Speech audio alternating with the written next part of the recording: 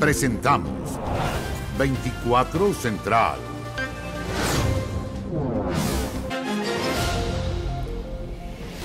Muy buenas noches, bienvenidos, bienvenidas a las noticias. Y comenzamos con el intenso tiroteo que se registró este lunes en Recoleta. Un grupo de delincuentes disparó de forma indiscriminada en un barrio residencial, alcanzando a varias viviendas. Bueno, cuando los desconocidos se escaparon, balearon a un auto con dos ocupantes que estaba en la entrada. Ambos quedaron heridos.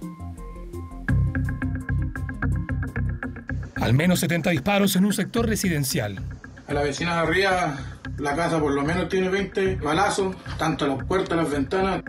Hechos de violencia que la noche de este lunes dejaron a 2 personas heridas. Fue una ametralladora de disparos, fue. No fue una pistola, fue una ametralladora. Un grupo de desconocidos llegó en auto hasta este sector en la comuna de Recoleta. Ingresaron a los departamentos e intentaron subir a la planta superior. Una joven llegaba a casa cuando se los encontró. Con 6 hombres, todos tapados de cara, encapuchados. Y como ellas tienen que subir con llave, le decían sube, sube, sube. Según la madre, la joven escapó, pero los delincuentes lograron ingresar. Los imputados van directamente a ese departamento, realizan múltiples disparos hacia el interior, para luego en su vida efectuar nuevos disparos hacia esa zona de los departamentos. Robinson vive en este conjunto habitacional y no solo fue testigo, su casa recibió impactos de bala que podrían haber terminado con su vida. Cuando sentía una ráfaga de disparos, aproximadamente unos 60 disparos, y sentí que llegaron unos vidrios y me tiré al piso. Asegura que no es la primera vez que se enfrenta a una situación así, en la que delincuentes vinculados al tráfico de drogas actúan en impunidad. Los daños en su hogar son evidentes.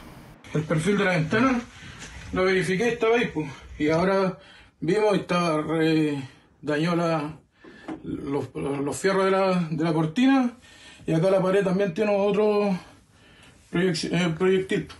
Preocupación en la comunidad por estos ataques y enfrentamientos con los que deben convivir a diario. Les preocupa que alguna persona inocente pueda resultar herida. Mi vecina arriba tiene 3 niños y su familia, y todos tuvieron que tirarse al piso, y fue algo traumático. Nunca había yo vivido una cosa tan espantosa como la de anoche. Estar tirado en el suelo porque las balas pasaban de un lado para otro, los carabineros ausentes. Tras el tiroteo contra las viviendas, los delincuentes escaparon, no sin antes disparar un auto que estaba en la entrada. Aparentemente no eran el objetivo de los criminales, solo se cruzaron en su camino. Habían 2 personas en su interior y esas 2 personas resultaron lesionadas, afortunadamente con lesiones que los mantienen fuera de riesgo vital en el Hospital San José. Hablamos de una mujer de 27 años y un hombre de 24, quienes fueron trasladados a un centro asistencial con varios impactos de bala en el cuerpo. Vienen a buscar a otras bandas rivales, pero dañan a personas inocentes. De repente han habido niños en la calle y les da lo mismo disparar a diestra y siniestra. He visto armas de fuego y sobre todo en los traficantes, porque ahí donde yo le indico, más allá hay una persona que vende droga. Acusaciones que la policía usará como antecedentes para esta investigación, mientras buscan dar con los involucrados en este tiroteo, del cual no se conoce aún motivo. Ninguna de las hipótesis al respecto, digamos, de que sea un blanco equivocado, de que sea, digamos, una acción fortuita, de que eventualmente puede ser, por ejemplo, un asalto con el propósito de sustraer el vehículo.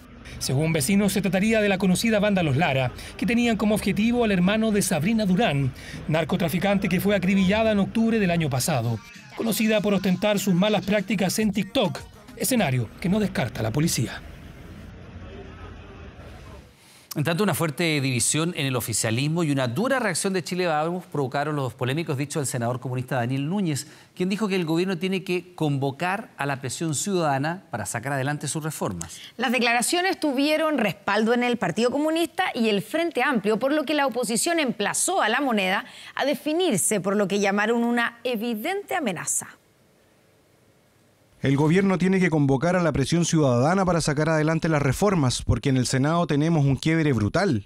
La frase del senador comunista Daniel Núñez en conversación con CNN Chile, que encendió el debate, la polémica y los ánimos en el mundo político. Un llamado a la presión social, dijo, para avanzar en las reformas prioritarias del gobierno, porque los acuerdos se ven complejos, aseguró. Más si en el Senado, tras el triunfo de la oposición en la testera, existe un quiebre brutal. Convocatoria a la movilización que estimó tiene que hacerse desde La Moneda. Al gobierno no le compete ni le corresponde en ningún caso convocar a ningún tipo de presión. Al gobierno lo que le corresponde es gobernar. El gobierno va a seguir trabajando en convocar grandes acuerdos que convoquen a la política, pero también convoquen a la ciudadanía. Diálogo, diálogo y diálogo. La estrategia del gobierno para lograr acuerdos en reformas como la de pensiones distancia por una estrategia que, sin embargo, fue respaldada por el PC. El gobierno no convoca, y yo estoy de acuerdo. Lo que estoy hablando es a nombre del Partido Comunista, no del gobierno. El gobierno debe hacer lo que le corresponde hacer, pero no puede privar que los movimientos sociales ejerzan su derecho a expresar opinión. El llamado a la presión ciudadana remeció al oficialismo, división que nuevamente evidenció las dos almas que conviven en los partidos de gobierno. Yo creo que es legítimo la expresión ciudadana, que mientras sea de manera pacífica y mientras sea de manera organizada es algo que es positivo. Lo que tenemos en el Senado es que somos minoría y en democracia eso no se arregla incitando a la presión social, sino más bien agotando todas las instancias de diálogo. Es la hora del diálogo, del acuerdo, del consenso, no de cualquier acuerdo, de buenos acuerdos. Yo llamaría a la conciencia social de cada uno de los actores responsables para sacar adelante esta reforma. La idea, respaldada por el PC y miembros del Frente Amplio, tuvo una dura respuesta desde Chile Vamos. En una declaración pública aseguraron que es de suma gravedad que dos de las fuerzas políticas oficialistas llamen a un camino al margen de la institucionalidad, de destrucción e impunidad como presión para imponer su agenda. El sector emplazó al gobierno a definirse por una evidente amenaza. Llamamos al gobierno a definirse, a que declaren si van a mirar hacia el techo las declaraciones de dos de sus principales partidos, el Comunista y el Frente Amplio, respecto de un posible nuevo estallido social. Yo creo que estamos llegando a una exageración que está poniendo la nota incomprensible y todo el mundo se paustea con eso.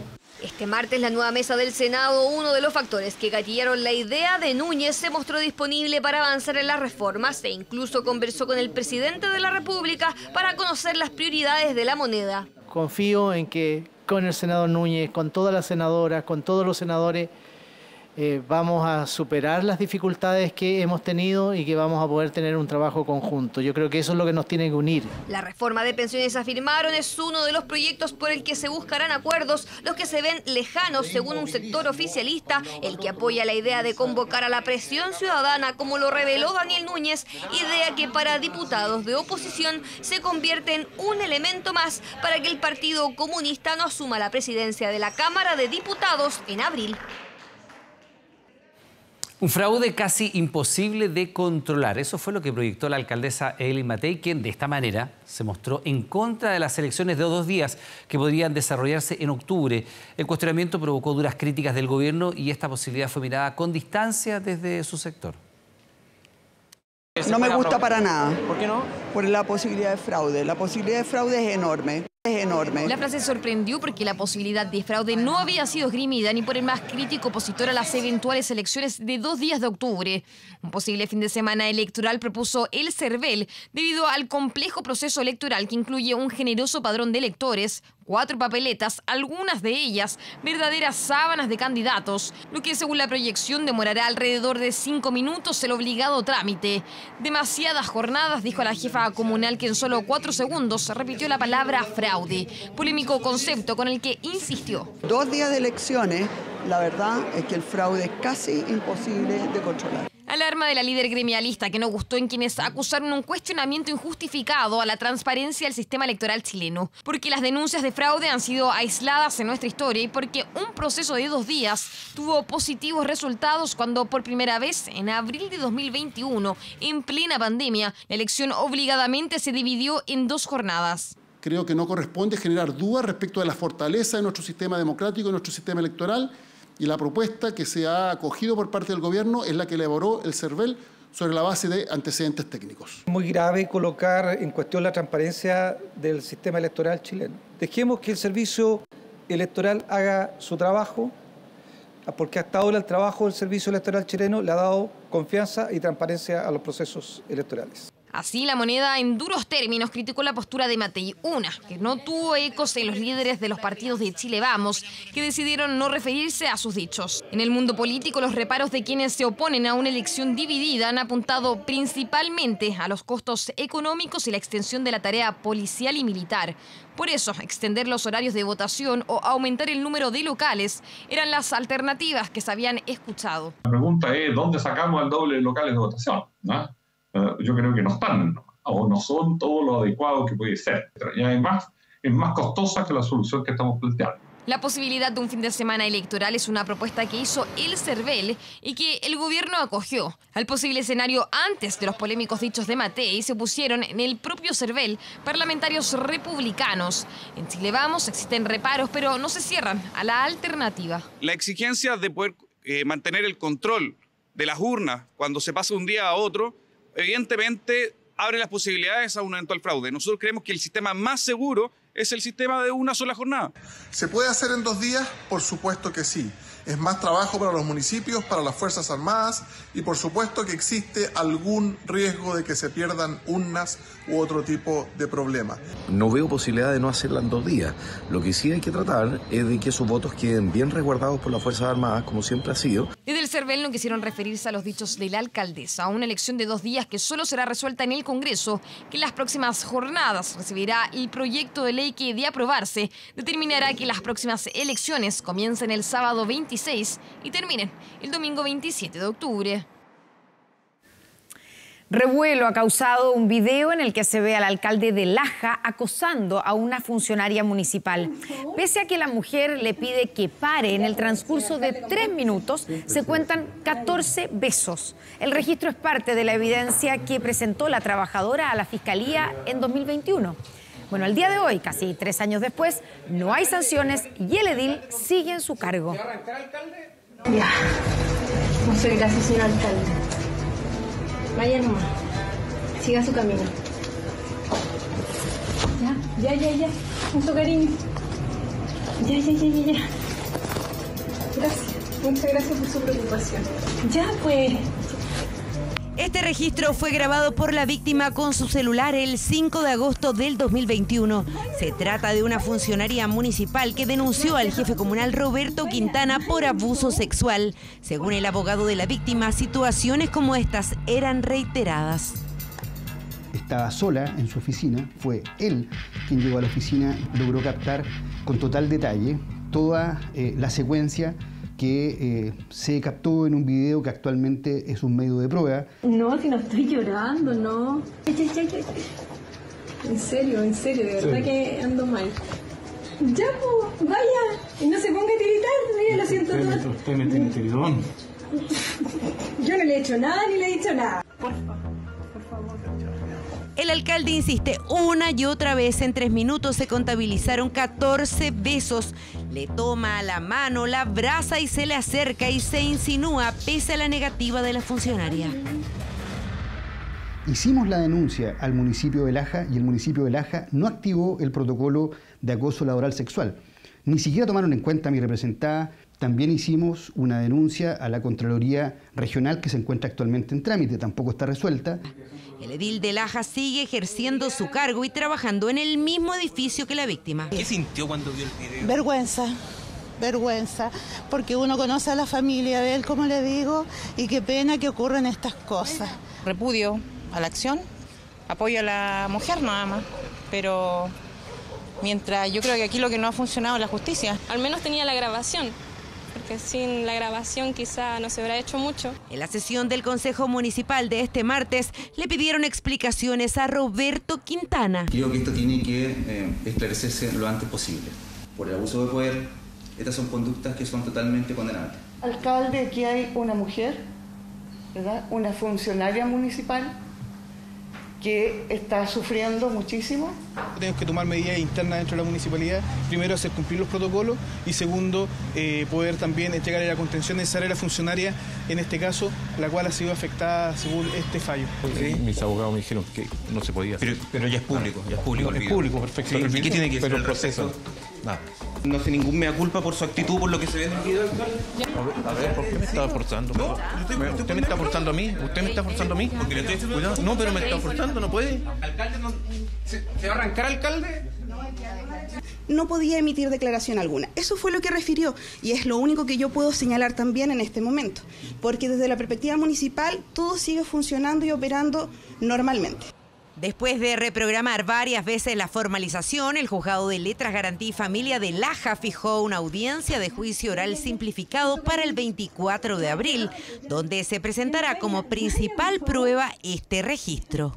Roberto Quintana tiene prohibición de acercarse a la funcionaria, sin embargo, desde noviembre de 2023, cuando volvió a trabajar después de una licencia médica, lo ve frecuentemente. Ha sido complejo para ella estar a no más de 15, 20 metros del alcalde, quizás menos, toparse con él en los pasillos de la municipalidad, porque estamos hablando de un lugar que no es tan grande. Ya denunciamos una vez un posible quebrantamiento de la cautelar. Lamentablemente el tribunal entendió que no era de esa manera. Cernamej le ofreció a la víctima patrocinio jurídico y apoyo en esta causa. Por favor. Bueno, son situaciones indignantes, delitos que lamentablemente también han sufrido otras víctimas de alcaldes, algunos condenados, otros en proceso, varios de ellos todavía ejerciendo su cargo. Eso es lo más incomprensible. Además de la funcionaria de la comuna de Laja, se suman otras víctimas que acusan a ediles por acoso o abuso sexual. Josefa Bustos nos cuenta más. Está el testimonio de las víctimas y decenas de denuncias acogidas por la justicia. ¿Está muy seguro de que va a quedar en la impunidad? Creo que es momento ya de no callar más. Hay videos. Simplemente de locura, me agarró con las dos manos de la cola. Y llamadas en las que se reconocen ultrajes y abusos. Yo me di cuenta que estaba haciendo tremendo daño. Y ese día que yo lo hice andaba con papel. La Nicole dijo que tú estabas tan y bueno cuando la empezaste a tocar. Mi hija... En distintas épocas y regiones del país, alcaldes han debido enfrentar a la justicia o lo harán por hechos de connotación sexual, abusos, incluso acusaciones de violación. Algunos de ellos siguen en el cargo.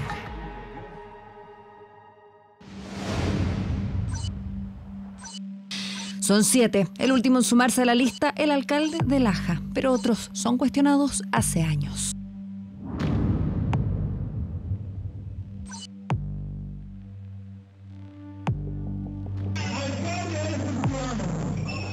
Una década ha pasado, pero la exmodelo conocida como Sandy Boquita recuerda el evento discotequero al que asistió el alcalde de Colbún así. Él me decía, no te voy a hacer nada, pero yo le decía, pero no me toque todo el tiempo era, no me toque. Y lo saqué del todo y el animador me empezó a decir como, ¿qué pasa? Fome.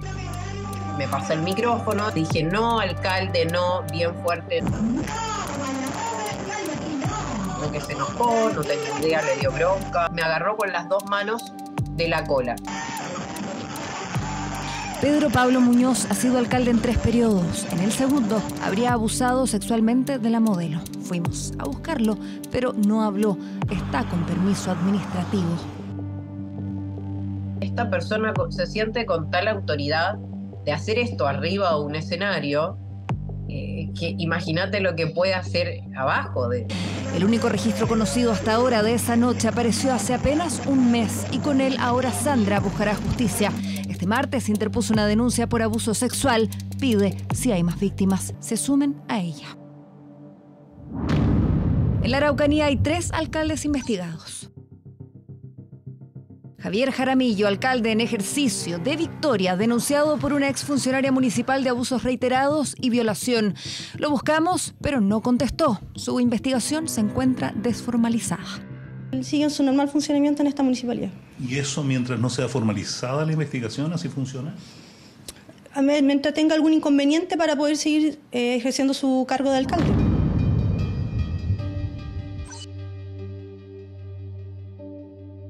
En Cunco, Alfonso Coque Candia ejerce su 3er periodo como alcalde y desde el 2021 la Fiscalía lo investiga por 4 delitos de abuso sexual contra funcionarias municipales. Iba a ser formalizado en enero, pero presentó licencia médica. Se reagendó para el 21 de marzo, audiencia suspendida nuevamente por otra licencia. El alcalde en este momento no está en la municipalidad. Juan Carlos Reinao de Renaico, imputado por delitos sexuales contra 5 mujeres, abuso sexual, violación y aborto, estuvo prófugo 9 días hasta que se entregó a la justicia. Hoy está en prisión preventiva.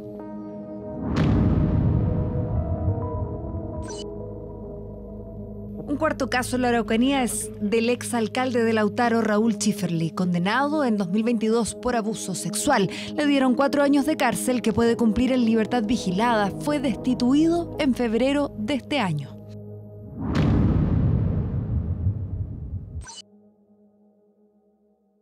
Tocaste a mi hija, Nico, la besaste, le pediste foto, siendo el alcalde, weón. Me arrepiento cada rato, oye. Esta llamada habría sido clave en la investigación del exalcalde de Pulquedón, Pedro Montesinos, quien admitió los ultrajes y abusos contra una niña de 13 años el 2017.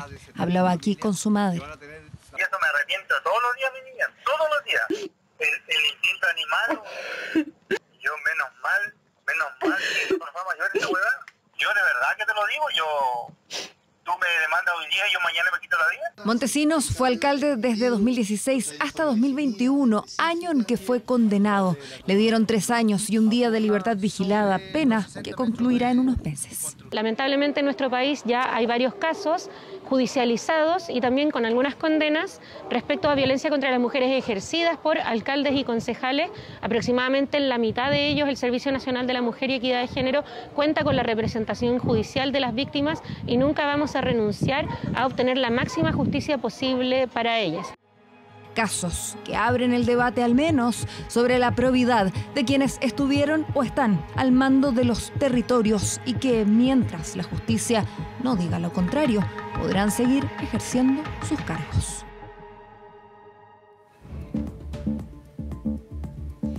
Este registro del impresionante colapso del puente de Baltimore en Estados Unidos, tras ser impactado por un buque portacontenedores, ha dado la vuelta al mundo. Bueno, muchas dudas, por supuesto. ¿Cuáles fueron las causas de este accidente que provocó la caída inmediata? ¿Y qué relación tiene que ver con nuestro país? Presta atención. El momento en el que un carguero choca contra el mayor puente de Baltimore en Estados Unidos. Este lamentable, magnánimo accidente. Un registro que causó conmoción en los medios de todo el mundo. El puente cae desplomado y arriba del puente iban autos. Este barco carguero acababa de iniciar un viaje de 27 días sin escalas desde la ciudad estadounidense de Baltimore hasta Colombo, la capital de Sri Lanka, cuando se produjo el dramático choque. Sentimos un estruendo y salimos. Mi compañero me dice, mira, el puente se derrumbó. Y dije, no, estás mintiendo. Corrí y ya no estaba. No lo podía creer, estaba en shock. Tras salir del puerto de Baltimore a las 12:44 de la madrugada, hora local, la embarcación giró 180 grados en la bahía para dirigirse a mar abierto. Sin embargo, a la 1:26 se desvió de su ruta por motivos desconocidos, muy cerca de uno de los pilares del puente Francis Scott Key. 2 minutos después, lo impacta. El barco choca el puente específicamente en la zona de las columnas. El puente no es capaz de soportarlo y colapsa toda la estructura. Al momento de la colisión, vehículos que transitaban por la estructura cayeron al río Patapsco con 8 personas a bordo. Solo 2 fueron rescatadas tempranamente, mientras que dar con el paradero de las restantes rápidamente convocó todos los esfuerzos. Los 22 miembros de la tripulación, incluidos los 2 pilotos, salieron ilesos. Enviaremos todos los recursos federales mientras respondemos a esta emergencia. Todo hasta ahora indica que se trató de un terrible accidente. No tenemos ninguna otra razón para creer que hubo un acto intencional. Las autoridades confirmaron que el puente estaba en norma y que no se conocían problemas estructurales, por lo que todo apunta de momento a un accidente en la operación del barco. Es una tragedia impensable. Parece sacada de una película de ciencia ficción. La discusión ahora debe ser sobre las personas, las almas, las vidas que estamos tratando de salvar. Fallas en el motor principal o en la dirección, un error humano o del piloto, o bien un apagón del generador del barco, son algunas de las hipótesis que se investigan. Los expertos apuntan a esta última. De hecho, antes del accidente, miembros de la tripulación notificaron sobre un problema de energía a bordo. Tiene que haber habido un desperfecto dentro del barco, se desconectaron los sistemas y luego el barco por inercia siguió. Poco antes de pasar por el puente, se les apagó un generador. Hay un lapso en el cual tú pierdes el control del gobierno del barco. Y es que no era una embarcación menor, sino el carguero Dalí, un portacontenedores con bandera de Singapur de 300 metros de longitud y 48 de ancho, con capacidad de cargar 95.000 toneladas y construido el año 2015. Este es el primer colapso importante debido a impactos de un barco en unos 40 o 50 años. Y es una sorpresa ver esas imágenes. Aunque no es la primera vez que el Dalí hace noticia. En 2016 protagonizó otro accidente en Bélgica, donde golpeó su popa contra el muelle, y en junio del año pasado fue inspeccionado por las autoridades chilenas, como lo confirmó este miércoles la Autoridad Marítima de la Armada de Chile. El buque fue inspeccionado en el puerto de San Antonio el 27 de junio de 2023, detectándose ilegibles los manómetros de los calentadores de combustible. El inspector de la Autoridad Marítima otorgó un plazo para la solución de la deficiencia antes del zarpe de la nave, lo cual fue cumplido y verificado in situ, no teniendo impedimento para su zarpe al próximo puerto. Hoy los afectados son los residentes de Baltimore. Perdimos un puente muy importante. Los camiones de transporte transitaban por ahí todos los días. ¿Va a haber escasez? No sabemos y nos preocupa. Inaugurado en los años 70 y con casi 3 kilómetros de largo, por el llamado Puente Key transitaban 31.000 automóviles diarios, más de 11 millones al año.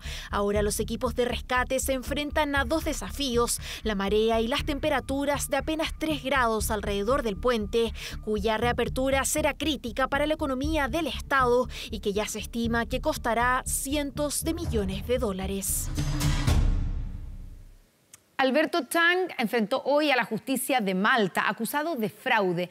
¿Qué ocurrió? Nuestra enviada especial Flavia Cordela estuvo allí y tiene un informe completo. Flavia, muy buenas noches.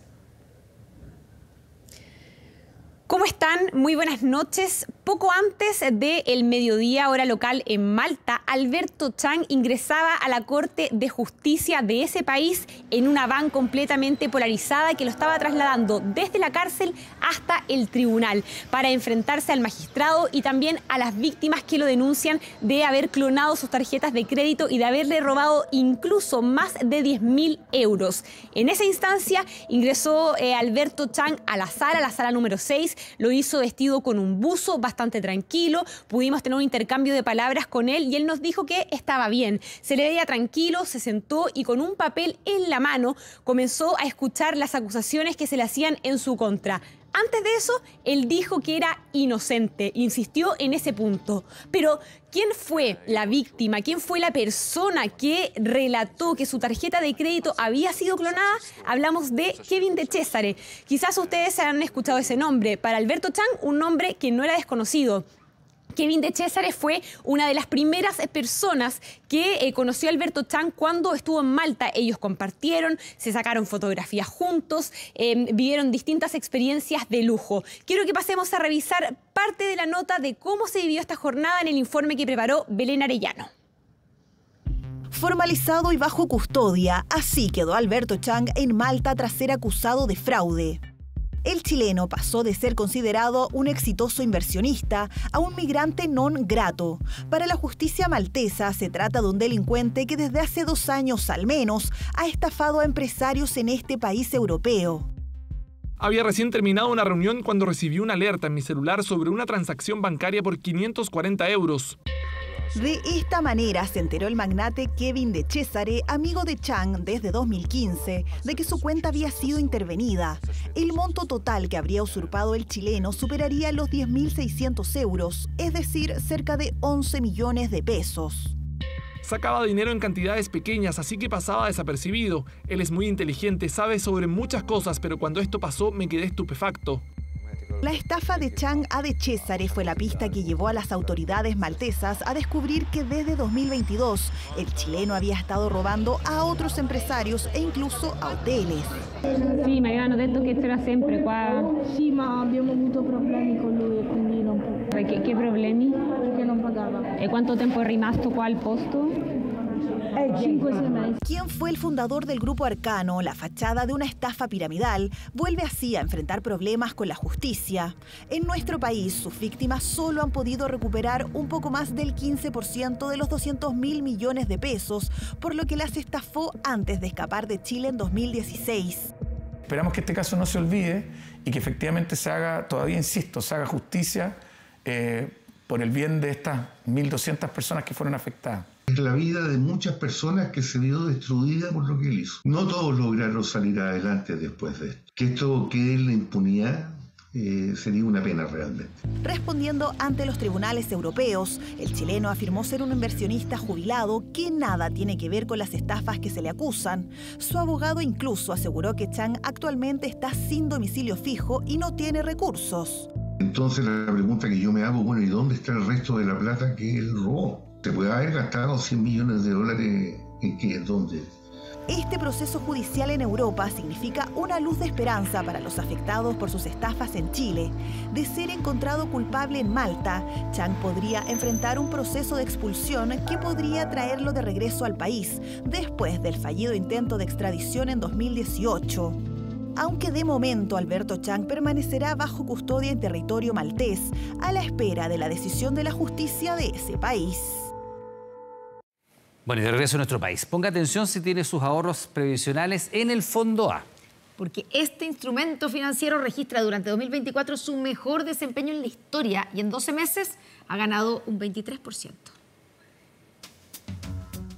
Marzo siempre es un mes del terror para los bolsillos, pero al menos esta vez hay buenas noticias. Con valores cuota al 24 de marzo, todos los multifondos muestran resultados positivos. Según la consultora Ciedes, todos los fondos de pensiones registran un positivo desempeño en marzo. El Fondo A ha rentado un 1,37%, el B un 1,05%, el C un 0,85%. Buenos retornos también tuvieron los fondos D y E. Explicado principalmente por lo que ha ocurrido en las bolsas internacionales, que también se han comportado muy bien, y también a nivel local el desempeño del IPSA ha sido muy bueno. Entonces recordemos que los fondos más riesgosos invierten mayoritariamente en activos de renta variable, que son principalmente acciones.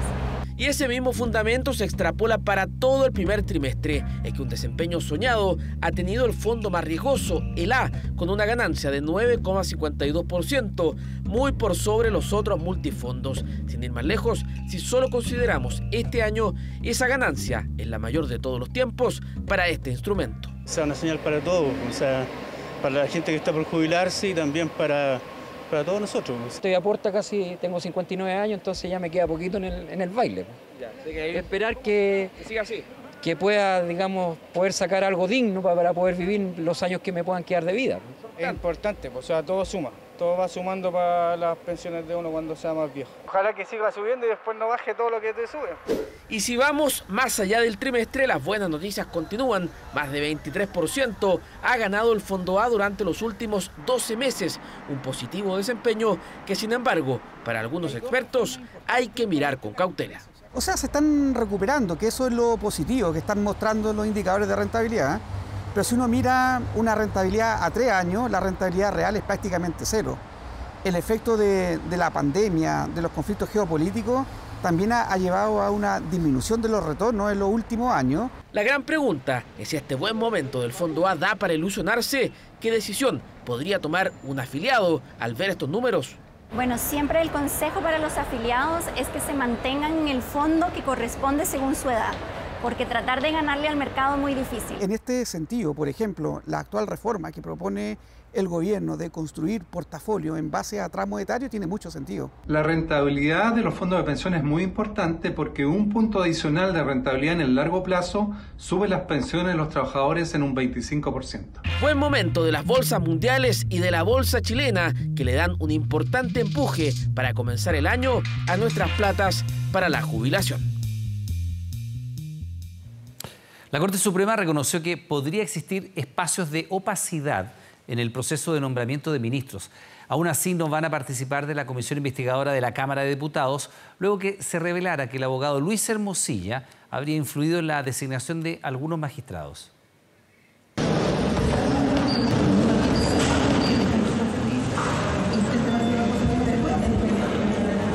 La molestia era evidente del ministro de la Corte Suprema, Jean-Pierre Matus, por la presencia de la prensa fuera de la cuarta sala de tribunales. El magistrado era esperado luego de la polémica que generaron sus vínculos con Luis Hermosilla. En 2021 lo contactó cuando buscaba integrar el máximo tribunal. Queremos conversar brevemente por la situación publicada del abogado Hermosilla, ministro. Ministro. No le pedí gestiones a mi favor y desconozco que las hubiese hecho. Solo lo puse al tanto de los antecedentes dada su cercanía con el presidente Piñera, quien tenía que proponer uno de los nombres de esa quina al Senado. Fue Ciper Chile quien reveló la influencia que en algunas designaciones ejerció Hermosilla. Al vínculo con Matus se sumó también el nombre de Antonio Ulloa, cuando en 2021 postulaba a la Corte de Apelaciones de Santiago. El año 2001 me incluyeron en otra terna y ahí me nombraron, ya casi terminando el gobierno del presidente Piñera, y ahí también me ayudó Luis. Él hizo el intento de ayudarme y resultó, claro que sí. La presunta injerencia de Hermosilla en el Poder Judicial encendió las alertas de la Corte Suprema. Este lunes la situación fue analizada de forma extraordinaria y este martes se reconoció la existencia de zonas grises en el sistema de designaciones. Conscientes de que el sistema constitucional y legal vigente podría permitir algunos espacios de opacidad, esta Corte ha adoptado medidas en aras de velar por la objetividad y transparencia en los concursos. El Poder Judicial continuará ejerciendo sus facultades disciplinarias para corregir prácticas o conductas que infrinjan la normativa vigente. Sin embargo, por este caso aún no se determina la apertura de sumarios. Que se investigue, no hay que tener miedo a investigar, no hay que tener miedo efectivamente a que se sancionen efectivamente si es que hay responsabilidades, que se abran los sumarios, investigaciones sumarias a estos dos ministros. Los cuestionamientos también llegaron desde el Congreso luego que la Corte Suprema decidiera desechar la invitación a la comisión investigadora del caso Audios. Mediante un oficio, argumentaron que el Poder Judicial no participa en actos de gobierno que puedan ser fiscalizados por la Cámara de Diputadas y Diputados. Todo mientras cobra fuerza la idea de reformar el actual sistema de nombramiento de jueces.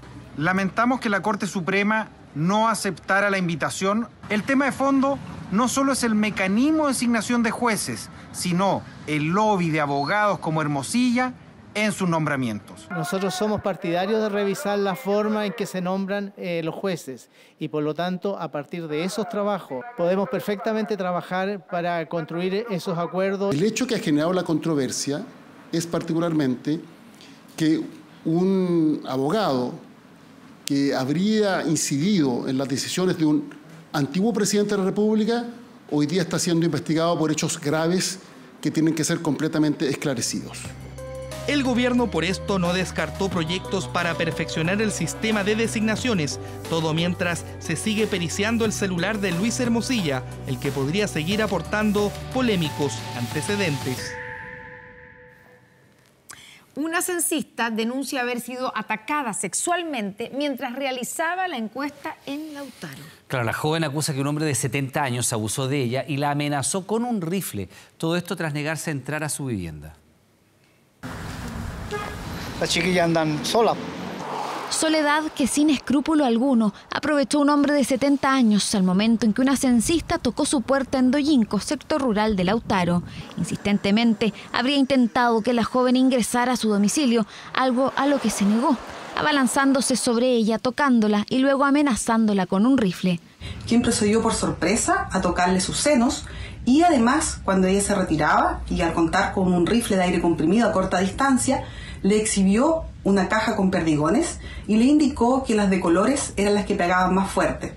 Gracias a un descuido, la trabajadora de 18 años logró escapar y llamar a carabineros, los que minutos más tarde detuvieron al agresor, quien estaba en evidente estado de ebriedad. Un sujeto le invita a pasar a su interior, pero la censista se negó. El sujeto se abalanzó sobre la víctima, le realizó tocaciones y la amenazó con un rifle de aire comprimido. El sujeto, identificado con las iniciales JAAS, fue formalizado por los delitos consumados de abuso sexual por sorpresa y amenazas, quedando en libertad. El tribunal decretó la prohibición de acercarse a la víctima y salir del país, estableciendo un plazo de 4 meses para investigar estos hechos que generan repudio en la zona. Una chica sola ahí en el medio del campo, solitariamente. A nuestra casa fueron y muy sola una niña. solita. Andaba y tenía que caminar mucho.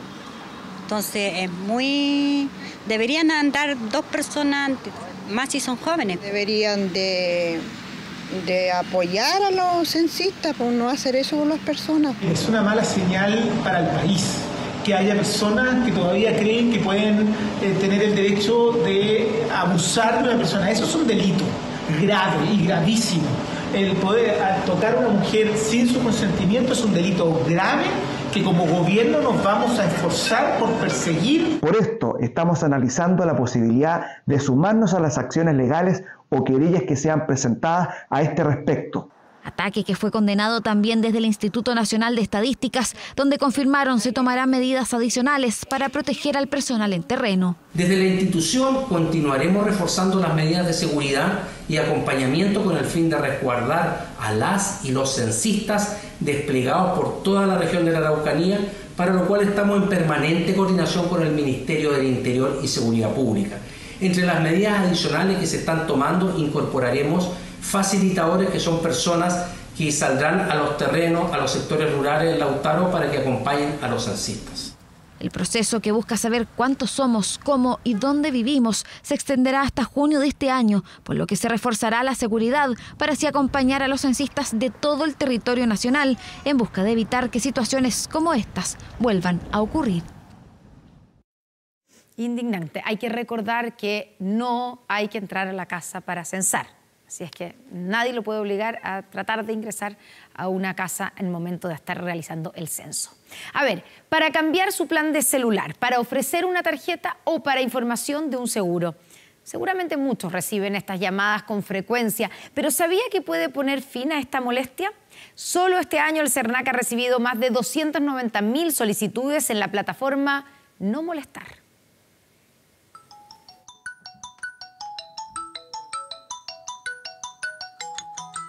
Una batalla diaria entre la espera de una llamada importante y la resignación ante una llamada repetitiva, donde escuchamos un interminable discurso de ofertas o ventas. Beneficio de roaming internacional más 20 minutos llamada al extranjero. ¿Y vos? Súper incómodo, la verdad. Es desagradable cuando te siguen llamando una y otra vez. Te siguen insistiendo, te siguen, te llaman, así, o si no, mensajes de texto. La plataforma No Molestar, herramienta dispuesta por el CERNAC para que los consumidores puedan manifestar su voluntad expresa de no recibir promociones y publicidad de empresas, ha recibido más de 290.000 solicitudes solo este año, de las cuales el 60% corresponde al mercado de telecomunicaciones. Permite es que el consumidor identifique el mecanismo a través del cual no quiere ser molestado, por ejemplo, una llamada telefónica, y por otro lado identifique la empresa respecto a la cual no quiere recibir llamadas. Y es responsabilidad de la empresa no hacer ninguna llamada a través de ningún tipo de teléfono. Pero ¿cómo hacerlo? Usted debe ingresar al portal del consumidor con su clave CERNAC o clave única, seleccionar la pestaña No Molestar, registrar su número telefónico o correo electrónico y elegir qué empresas quiere bloquear. Que me sacaría un peso de encima porque la verdad son bien molestas las llamadas frecuentes. Es una buena idea para que dejen de molestar igual, porque igual es una molestia que te insistan. Pero un poquito, deme un segundo. Aló. Sin embargo, la normativa excluye todas las comunicaciones que tienen que ver con cobranzas extrajudiciales. Aquí hay una serie de requisitos también que deben cumplir las comunicaciones de llamadas extrajudiciales, que tienen que ver con no invadir la intimidad del consumidor, que se hagan en cierto horario, etc. De los casi 174.000 casos en el mercado de telecomunicaciones, Claro VTR es el que más tiene solicitudes. En cuanto a los incumplimientos, Claro VTR lidera el ranking con 494 casos.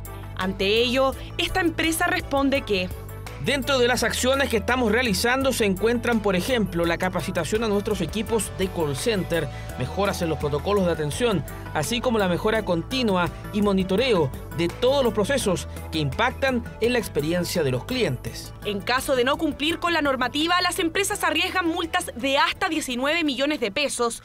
Usted puede ingresar un aviso de incumplimiento a través del portal del consumidor. Al final de cuentas termináis siendo grosera y yo corto, porque me aburro. Generalmente les contesto y digo que estoy ocupado, pero aún así insisten y te vuelven a llamar. Ahí uno se enoja, porque ya basta con que decir que no una pura vez y listo. Generalmente ahora ya no contesto. Con el fin de mejorar la eficiencia del sistema, Cernac y las empresas de telecomunicaciones trabajan en una mesa colaborativa público-privada con el fin de cumplir la normativa y respetar el derecho de las y los consumidores de no querer recibir llamadas telefónicas, mensajería y correos electrónicos spam. 300 números, un paquete de roaming de 20 minutos más un giga. Informe 24. ¿Recuerda la polémica reunión que sostuvieron diversos ministros en la casa de Pablo Salaquet? Bueno, después de esa comida surgen los cuestionamientos sobre las actividades que deben declarar las autoridades y las que no, por considerarlas privadas. Bueno, por esa razón, Informe 24 solicitó acceso a las bitácoras de los vehículos fiscales que utilizan ministros, ministras, subsecretarios y subsecretarias. Cenas privadas, viajes personales, falta de transparencia son algunos de los hallazgos que les mostraremos a continuación. El informe lo preparamos junto a Joaquín Lavé, Ricardo Román y Michael Brearley. Preguntarle si usted se ha reunido con Salaquet en alguna instancia. No he sido invitado a ninguna de las comidas. Estas imágenes son del día después de que se diera a conocer que 6 ministros habían participado en cenas privadas en la casa del lobista Pablo Salaquet. El presidente Gabriel Boric reconoció que hubo errores de sus ministros al asistir a las reuniones en la casa de Pablo Salaquet. Nosotros dijimos el primer día en que fuimos notificados por la prensa de los encuentros en la casa de Salaquet, primero que Salaquet es un lobista que está en el registro de lobista, a título de que un ministro va al departamento de alguien que está registrado como lobista y no lo declara por ley de lobby. Un hecho que abre interrogantes. ¿Con quién se reúnen las autoridades y con qué fin? ¿Reunión de amigos, lobby o algún otro tipo de interés? ¿Qué es privado en una cena con un lobista? Nada. Un dato no menor, en el registro de viajes del ministro de Agricultura, el 29 de agosto, aparece esta reunión como cena privada, pero no era la única cena privada que aparece en la bitácora, un evento que hasta ese entonces no estaba en el registro de lobby. Bueno, la reunión a la casa de Pablo Salaquet, que en ese minuto era una cena privada, ¿o no? Antes de que se supiera... Eso ya está el dictamen de la Contraloría. 5 de 6 ministros y ministras finalmente cambiaron su postura y decidieron registrar bajo la ley de lobby las cuestionadas reuniones con empresarios en la casa de Pablo Salaquet. Cualquier chileno tiene el legítimo derecho a preguntar a dónde van sus autoridades, con quién hablan y qué hablan. Quisimos saber si existen más cenas privadas que no se registraron bajo ley de lobby. Por eso pedimos por ley de transparencia las llamadas bitácoras de los vehículos fiscales, una especie de diario de vida del auto, donde se deben anotar todos los traslados de las autoridades con origen y destino. Así, accedimos en exclusiva a los registros de viajes de los ministros, ministras, subsecretarios y subsecretarias. Para entender estas bitácoras y la importancia que tienen, primero tenemos que saber cómo funciona la regulación, cómo se regulan los traslados de las autoridades en los autos fiscales. Cuando se dictó este decreto ley, una casa valía lo mismo que un auto. Entonces, desde el punto de vista de la magnitud patrimonial, lo que se estaba haciendo era un tremendo resguardo del patrimonio del Estado. Esta es una regulación que viene de los años 70 y, por tanto, para ese contexto, hacer registros a mano, con lápiz y papel, era acorde a la realidad, pero hoy día es una legislación que queda bastante antigua. El registro de cada viaje sirve para llevar un control que está normado por la Contraloría. Por cada vehículo deberá llevarse una bitácora en que señale por lo menos el kilometraje y el recorrido que cumple, la que deberá ser visada periódicamente por el jefe respectivo. En marzo de 2022, luego de 14 días de haber asumido la presidencia, el presidente Boric publicó el instructivo sobre el buen uso de los recursos fiscales, que señala lo siguiente. El uso y circulación de los vehículos fiscales deberá ser restrictivo, limitándose solo a tareas propias del servicio y vinculadas estrechamente a cometidos funcionarias impostergables. Al recibir la información de los viajes, nos enfrentamos al primer problema. En algunas no se entiende nada. Cuando lo fotocopio y lo envío borroso, la pregunta es, bueno, ¿no había nadie, un subsecretario como jefe de servicio, puede permitir que se le traspase información pública borrosa? Entonces, ese principio de desconfianza es lo que nos tiene hoy día en una situación en a título de qué le voy a creer a un ministro, un subsecretario, si se me vamos acumulando información de estas pequeñas, grandes faltas. Otra de las sorpresas con que nos encontramos es que algunos ministerios nos enviaron las bitácoras con la información, pero tachada.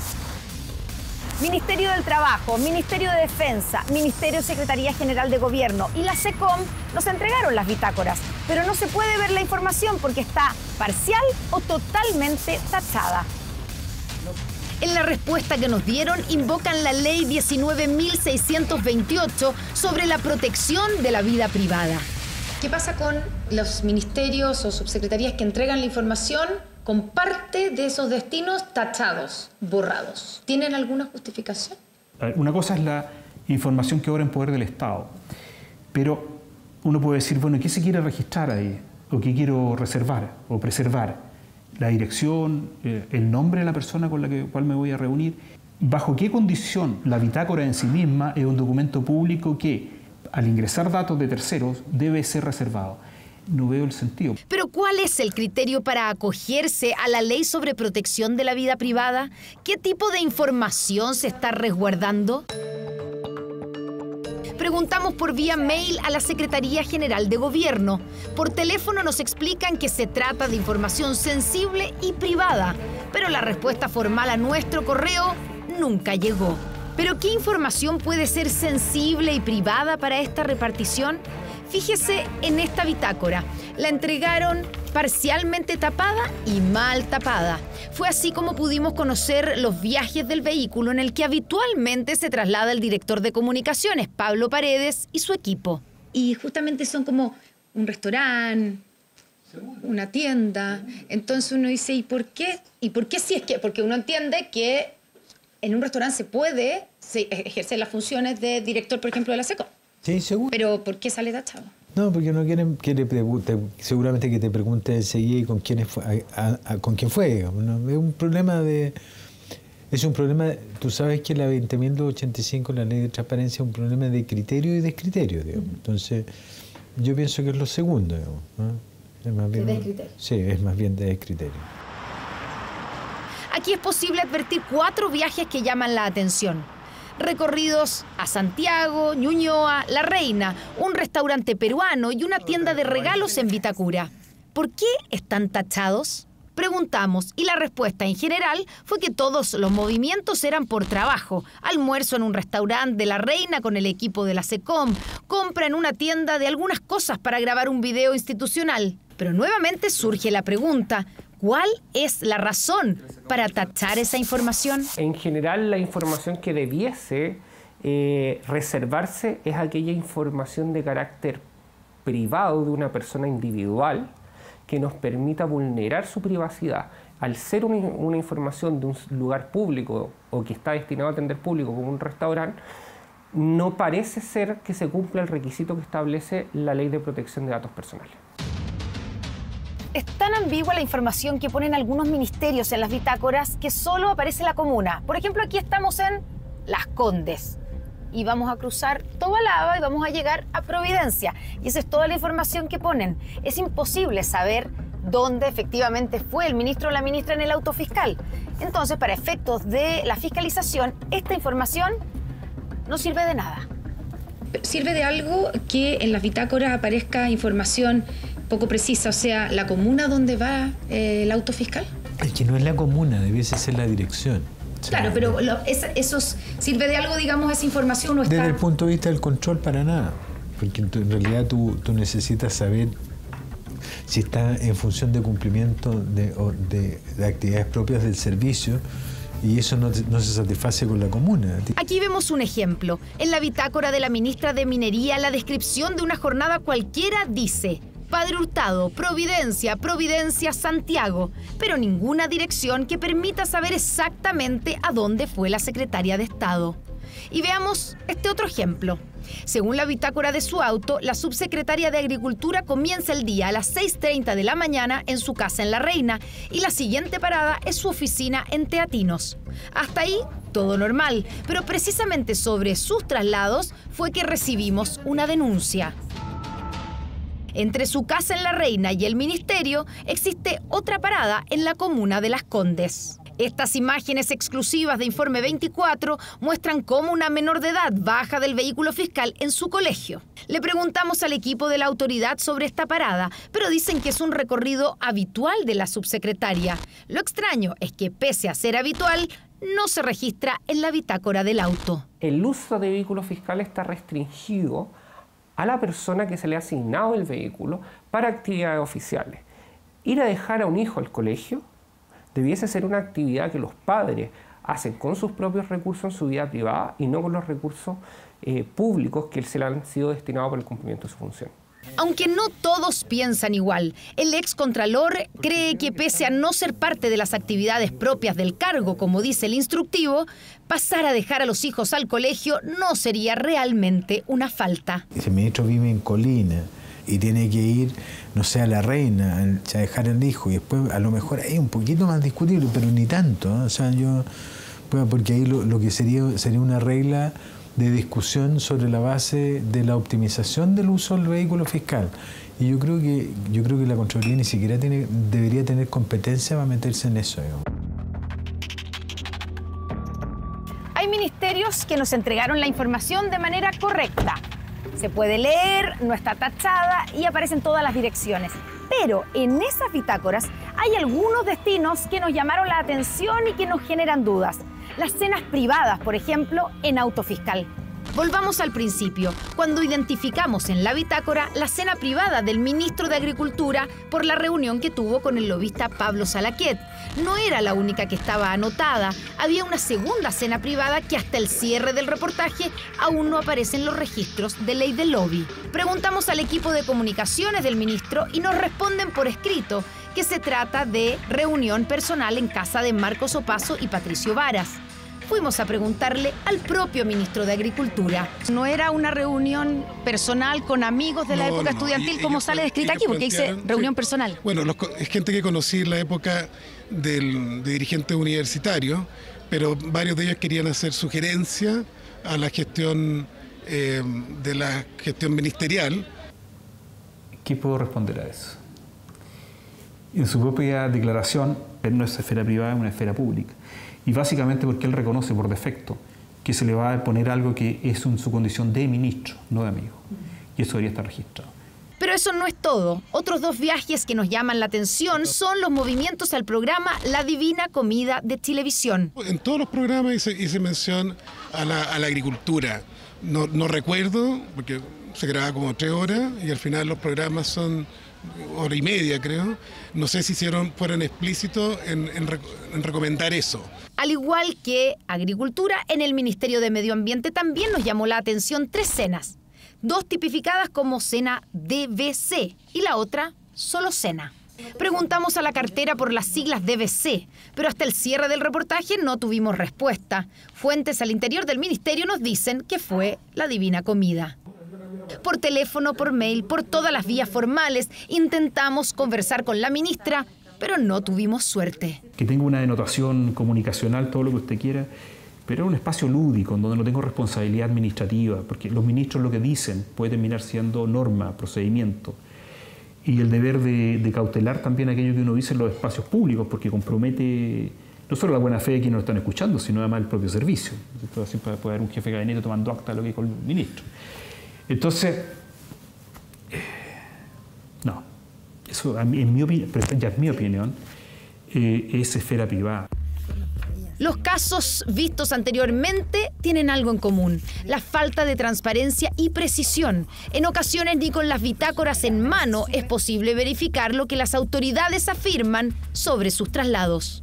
Como en el caso del Ministerio de Hacienda, en su agenda pública no aparecen 4 traslados que nos llaman la atención, titulados Actividades propias del cargo. Sin embargo, luego de hacer nuestras consultas formales, dichos viajes aparecen sorpresivamente registrados en su agenda pública. Pero ponga atención, no están aquellos por los que no preguntamos. Es el hallazgo que ustedes están encontrando. Y en el fondo aquí, a través de las bitácoras, llegaron a la infracción de los lobbies, de la ley de lobby. ¿Eso parece ser, a su juicio, lo más relevante en términos de una investigación del uso de autos fiscales?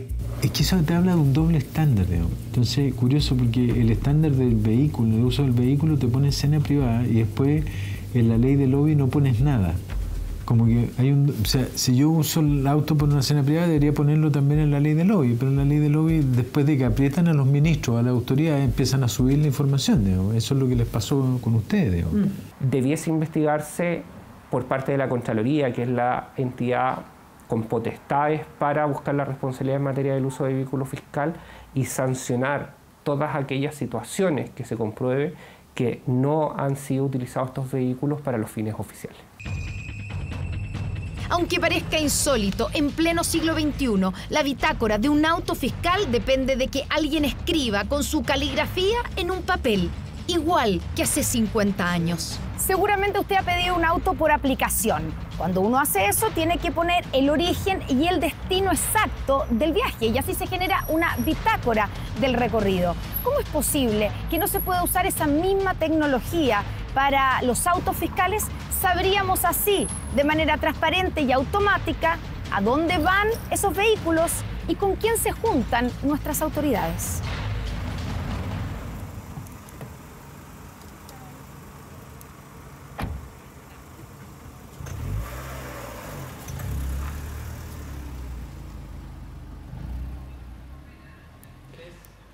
Bien, son las 22 horas. Recordamos que a partir de estos momentos, Televisión Nacional de Chile está autorizada para transmitir programas para mayores de 18 años.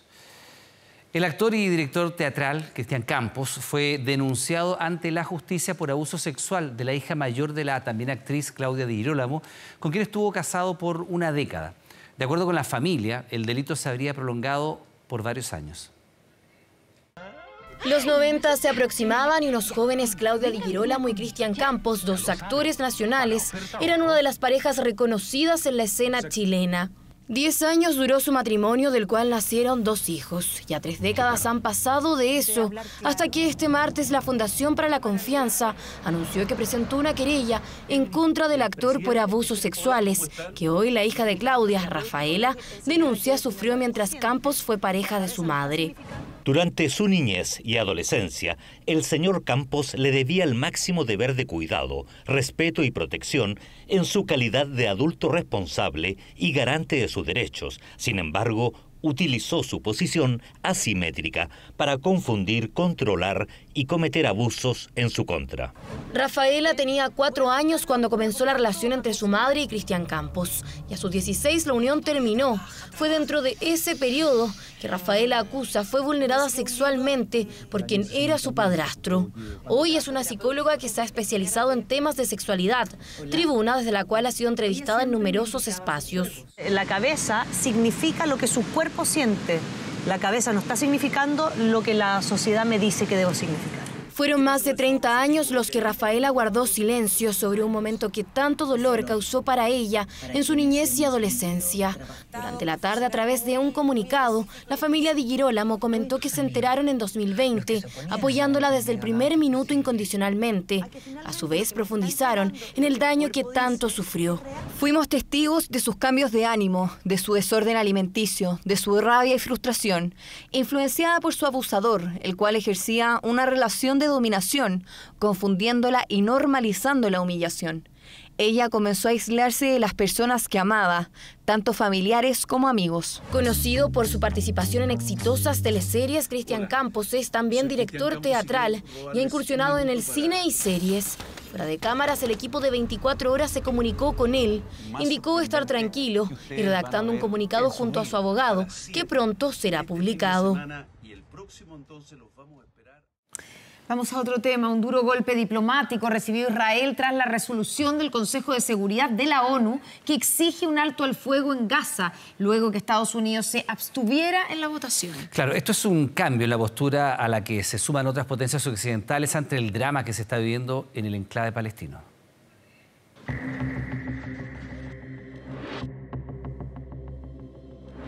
Más de 32.000 muertos y 74.500 heridos hay en Gaza. Algunas familias han desaparecido por completo.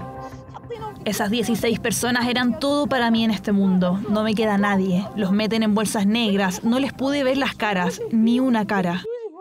El 85% de la población ha sido desplazada y más del 60% de las construcciones están destruidas. A esto se suma la falta de alimentos, medicamentos y agua potable. Mis hijas me dicen, queremos comer pan, madre. Mi corazón se rompe por ellas, no puedo encontrar un pedazo de pan para ellas. A más de 5 meses que estallara el conflicto entre Israel y Hamás, Naciones Unidas aprobó por primera vez una resolución de alto al fuego para Gaza. Las resoluciones del Consejo de Seguridad son vinculantes. Hacemos un llamado a las partes involucradas a cumplir con sus obligaciones bajo la Carta de la ONU y tomar las medidas según lo requerido por la resolución. Abstention. La abstención de Estados Unidos fue clave en lograr esta resolución, país que había vetado los 4 intentos anteriores. El texto pide el cese de hostilidades hasta el fin del Ramadán, mes sagrado para los musulmanes, que concluye el martes 9 de abril. Además, la liberación de los más de 100 rehenes israelíes que siguen en manos de Hamás. No vetamos porque pensamos que el lenguaje en lo que se refiere al alto al fuego y la liberación de rehenes era consistente con la posición de larga data de Estados Unidos. Una posición que con el paso de los meses ha ido cambiando, desde el apoyo incondicional a Israel hasta el distanciamiento entre los gobiernos de Joe Biden y Benjamin Netanyahu. Estados Unidos ya dejó de estar incondicionalmente aceptando lo que quiera hacer Israel desde el punto de vista estratégico militar. La resolución fue rechazada por el gobierno israelí, el que aseguró que continuará con sus operaciones en la Franja de Gaza. No tenemos ningún derecho moral a detener la guerra mientras todavía haya rehenes retenidos en Gaza. Sin embargo, incluso los aliados más cercanos de Netanyahu, como el expresidente y candidato republicano Donald Trump, han instado a poner fin a la guerra. No puedes permitir que esto siga y diré, Israel tiene que ser muy cuidadoso porque está perdiendo a gran parte del mundo, está perdiendo mucho apoyo. Como el de Francia, otra potencia occidental que también cambió su postura frente al conflicto, pasando de apoyar a Israel a pedir el cese de las operaciones militares. Nuestra prioridad absoluta es lograr un acuerdo sobre un alto al fuego y, gracias a la coordinación y cooperación diplomática, liberar a todos los rehenes. En caso que Israel no acate la resolución adoptada por la ONU, podrá sufrir sanciones económicas e incluso militares. En paralelo, se sigue buscando una salida al conflicto en Qatar que permita poner fin a casi 6 meses de un drama humanitario sin precedentes en la franja. De regreso a la noticia, le contamos que la Contraloría ofició a los municipios de Viña del Mar, Quilpué y Villa Alemana por los ingresos y gastos realizados tras los incendios ocurridos en febrero. El organismo inició una auditoría y solicitó a dichos municipios, además de la delegación presidencial, documentación para conocer los recursos recibidos y en qué se gastaron luego de la emergencia que dejó 135 fallecidos y más de 4.000 viviendas afectadas. Una vez oficiada, las entidades aludidas tienen 15 días hábiles para entregar la información solicitada como parte de este proceso de auditoría que puede durar entre 2 y 3 meses. Y esta noche el gobierno definió los criterios para avanzar en la implementación de la Estrategia Nacional del Litio. El Estado tendrá una participación mayoritaria en las alianzas público-privadas en 2 salares estratégicos, el salar de Atacama y el salar de Maricunga, donde hay altas concentraciones de litio, además de tener un potencial desarrollo para la generación de ingresos fiscales para el país. Los salares andinos y pedernales serán liderados por empresas del Estado, pero se podrán desarrollar por proyectos público-privados con la flexibilidad que requiera cada iniciativa. En abril se hará un llamado a inversionistas nacionales e internacionales a manifestar interés sobre la exploración y explotación de este mineral en 26 salares y el Ejecutivo comprometió la creación de una red de salares protegidos con el objetivo de proteger al menos un 30% de los ecosistemas al 2030.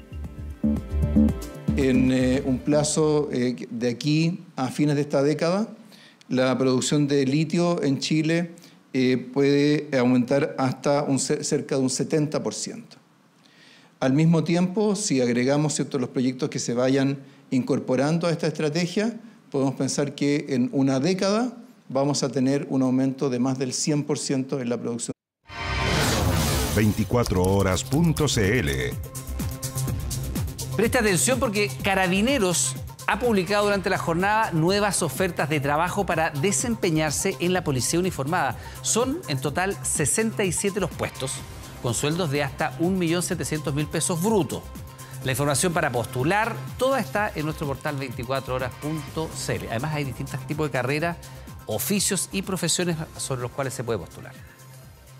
Buen dato. Buen dato. Nos despedimos, terminamos aquí las noticias, pero en TVN ya llegan nuestras teleseries Yo Decido Amar y Todo por mi Familia. Que tenga buenas noches. Buenas noches, hasta mañana.